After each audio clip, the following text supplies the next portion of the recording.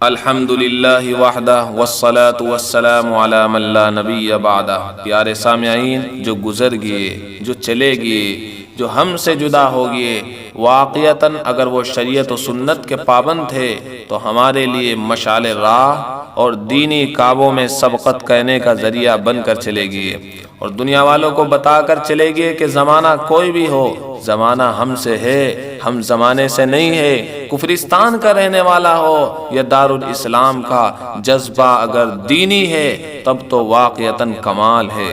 تو آئیے تابعین کے بعد تبع تابعین کا جذبہ دینی سنتے ہیں تلاوت قرآن کے سلسلے میں۔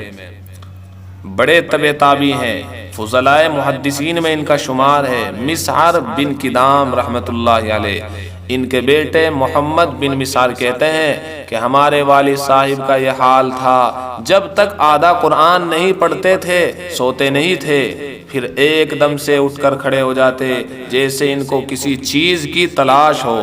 وہ تو بس مسواک اور وضو کے پانی کی ان کو ضرورت ہوتی تھی، پھر محراب کا رخ کرتے اور فجر تک نماز پڑھتے رہتے تھے۔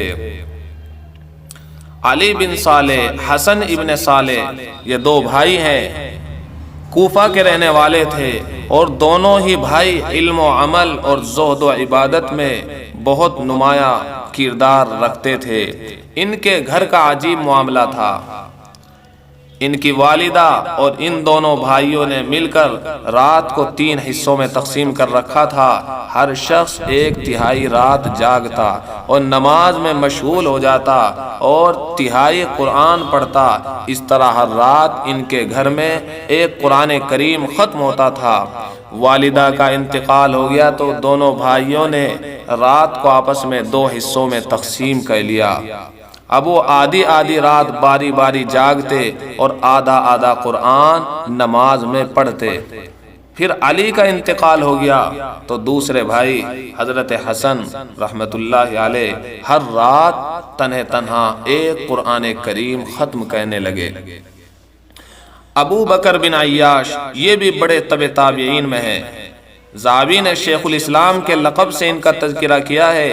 40 سال تک لگاتار ان کا یہ معمول رہا ہے کہ روزانہ ایک قرآن کریم ختم کرتے تھے۔ امام مالک رحمت اللہ علیہ بڑے تبع تابعین میں شمار ہیں اور بڑے امام ہیں۔ امام مالک کے مشہور شاگرد ابن وہب کہتے ہیں کہ امام مالک کی بہن سے پوچھا گیا امام مالک کا گھر میں کیا مشغلہ تھا؟ اس نے کہا بس مصحف اور تلاوت، یہی ان کا مشغلہ تھا۔ بہت کثرت سے قرآن پاک کی تلاوت کرتے تھے، بالخصوص انتقال سے کئی سال پہلے تو تلاوت کا معمول بہت ہی بڑھتا چلا گیا تھا۔ امام شافعی رحمت اللہ علیہ، ان کے بارے میں مشہور ہے کہ روزانہ ایک قرآن کریم ختم کرتے تھے اور رمضان المبارک میں 60 قرآن کریم ختم کرتے تھے، ایک دن میں اور ایک رات میں۔ امام احمد رحمت اللہ علیہ ہر ہفتے ایک قرآن کریم ختم کرتے تھے، یہ ان کی زندگی کا عام معمول تھا۔ ساری زندگی ہر ہفتے امام احمد ایک قرآن کریم ختم کرتے تھے، مگر ایک دن اور ایک رات میں قرآن کریم ختم کرنا بھی حضرت سے ثابت ہے۔ امام بخاری رحمت اللہ علیہ رمضان المبارک میں ہر دن میں ایک قرآن کریم ختم کرتے اور ہر 3 راتوں میں مزید ایک قرآن کریم بھی ختم فرماتے۔ دوستو، یہ تھے تبع تابعین علیہم الرحمہ۔ تبع تابعین کے بعد ہر صدی کے زیادہ سے زیادہ لوگوں کے احوال کو بیان کروں تو وقت بہت چاہیے، لہذا میں مختصر وقت میں کچھ ہی لوگوں کے احوال بیان کرنے پر اکتفا کرتا ہوں۔ 6 صدی کے امام علامہ ابن جوزی رحمت اللہ علیہ شیخ الاسلام اور اپنے زمانے کے بڑے واعظ اور مقرر تھے۔ کثرت تصنیف میں بھی ان کی ایک مثال ہے، ہر ہفتے ایک قرآن پاک ختم کرتے تھے۔ 10ویں صدی کے ابن عراقی کنانی رحمت اللہ علیہ احادیث پر مشتمل مشہور کتاب تنزیہ الشریعہ کے بھی مصنف ہیں۔ مسجد نبوی کے امام اور خطیب تھے۔ 5 سال کی عمر میں قرآن پاک حفظ کیا، پھر اپنے والد کی نگرانی میں 6 سال تک ہر ہفتے ایک قرآن کریم ختم کرتے تھے۔